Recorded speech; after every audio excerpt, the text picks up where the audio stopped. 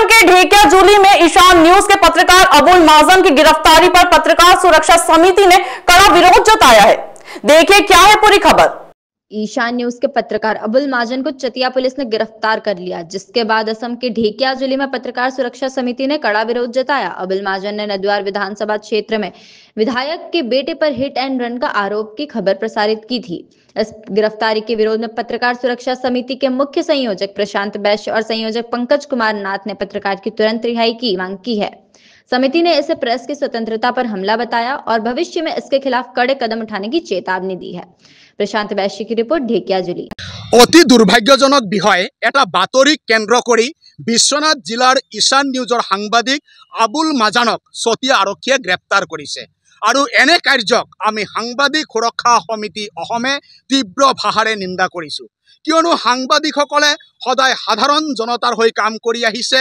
সাংবাদিকসকলে দুৰ্নীতি ভ্ৰষ্টাচাৰৰ বিৰুদ্ধে বাতৰি পৰিৱেশন কৰি আহিছে আৰু সাংবাদিকসকলেই প্ৰতিটো স্তৰৰ বাতৰি ৰাজহুৱা কৰি বা সমস্যাসমূহ ৰাজহুৱা কৰি ৰাইজৰ কাম কৰি আহিছে আৰু তাৰ কাৰণে বিভিন্ন সময়ত কিন্তু সাংবাদিকসকল বিভিন্ন ঘাত প্ৰতিঘাতৰ সন্মুখীনো হ'বলগীয়া হয় আৰু অনুৰূপ ঘটনা সংঘটিত হৈছে বিশ্বনাথ জিলাত।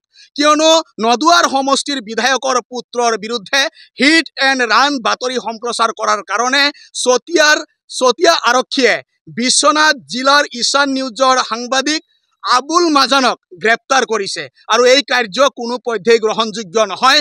কিয়নো যদি সাংবাদিকগৰাকীয়ে কোনো ভুল বাতৰি পৰিৱেশন কৰিছিল তাৰ কাৰণে তেখেতৰ ওপৰত মানহানি গোচৰ তৰিব পাৰিলে হয়, কিন্তু হেয়া নকৰি আৰক্ষীয়ে তেখেতক ঘৰৰ পৰা গ্ৰেপ্তাৰ কৰি লৈ ৰাখিছে। এয়া অতিকৈ দুৰ্ভাগ্যজনক বিষয়। সেইকাৰণে আমি সাংবাদিক সুৰক্ষা সমিতি অসমে আহ্বান জনাও, আবুল মাজানক বিনা শৰ্তে মুকলাই দিব লাগে আৰু আবুল মাজানক মুকলাই দি লগেদি প্ৰতিগৰাকী সাংবাদিকৰ যি নিৰাপত্তা এই চৰকাৰে সুনিশ্চিত কৰিব লাগে। কিয়নো নিৰ্বাচনৰ প্ৰাক মুহূৰ্তত এই চৰকাৰেই কৈছিল আমাৰ চৰকাৰ আহিলে সাংবাদিকসকল সুৰক্ষিত হ'ব, আমাৰ চৰকাৰৰ দিনত সাংবাদিকৰ প্ৰতিটো সমস্যাৰ সমাধান কৰা হ'ব। কিন্তু এতিয়া দেখা গৈছে এই চৰকাৰৰ দিনত সাংবাদিকৰ সমস্যা বৃদ্ধি পাইছে, কমি যোৱা নাই। সেইকাৰণে আমি আজি স্পষ্টকে জনাই আছো, যিগৰাকী সাংবাদিকক গ্ৰেপ্তাৰ কৰা হৈছে তেখেতক বিনা শৰ্তে মুকলি কৰক, লগেদি প্ৰতিগৰাকী সাংবাদিকৰ নিৰাপত্তা সুনিশ্চিত কৰক। এয়া আমাৰ সাংবাদিক সুৰক্ষা সমিতিৰ আহ্বান তথা